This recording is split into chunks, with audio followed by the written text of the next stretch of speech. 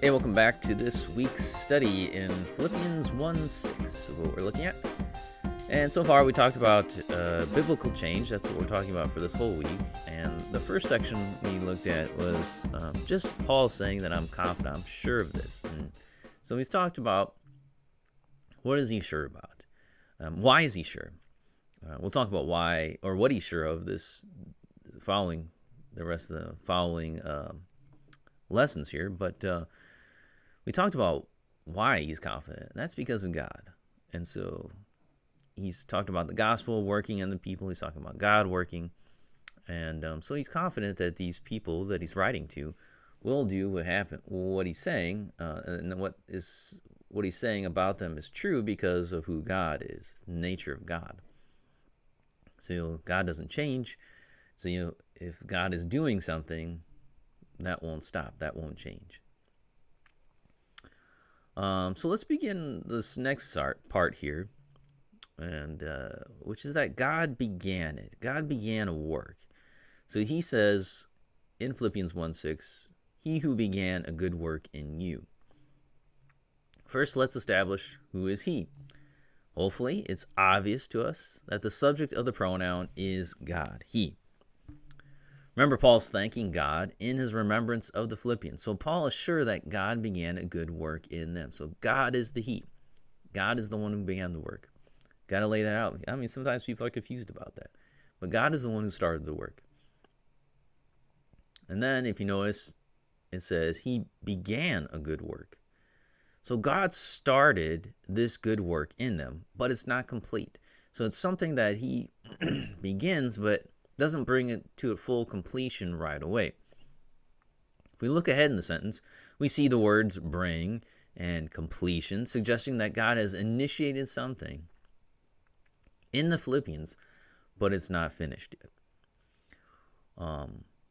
What is this good work that God began that Paul's referring to? Well, in one word, I think we can sum it up with the word salvation, right? If you go back to Romans chapter 8, and you'll notice that there's different parts of salvation that occur at different times in the life of a believer. Often when we talked about salvation, we say, well, I got saved back in 1985 when I heard the gospel. Now, that's only partly true, right? Romans talks about God's foreknowledge and his predestination, which have always existed in the mind of God. So that part of salvation, didn't happen in time. It happened outside of time. So it's not, I guess not technically before 1985, but it's outside of time. So that part of my salvation and your salvation happened in the mind of God. So that exists outside of time. Time is not irrelevant to that part of salvation. For God, everything's irrelevant to time, so except for that he works inside time. But, so that part didn't happen within time. Now, then God called us and justified us. Now, those happen within time. Those are things that happen to us.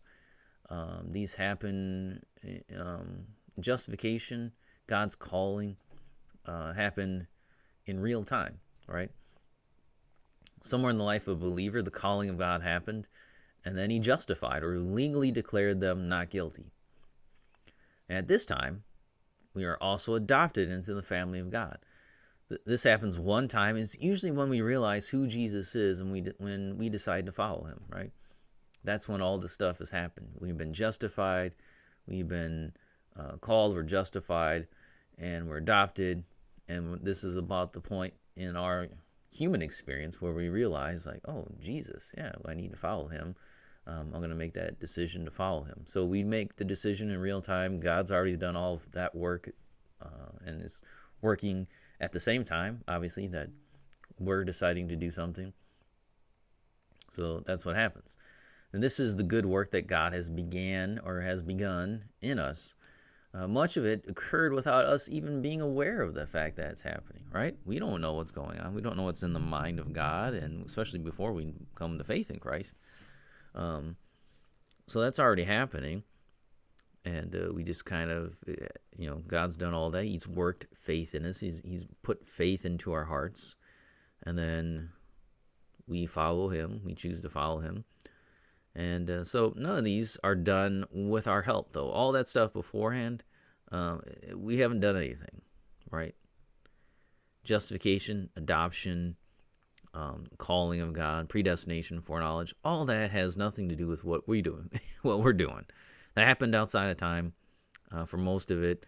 And then what happened in time was done to us, not because of our own will, because of God's will.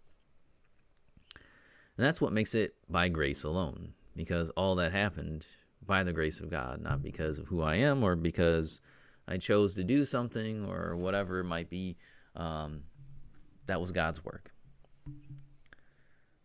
But this is the beginning of the good work, right? This is the beginning. This is the good work started in me. It's not the totality of salvation. That's the beginning of salvation. So oftentimes when we talk about I got saved, we just point to like a one-time event that happened in the past, but really it's an ongoing thing. And in one sense, we could talk about that we're always saved. We're always being saved. And so Paul kind of puts it in that way too.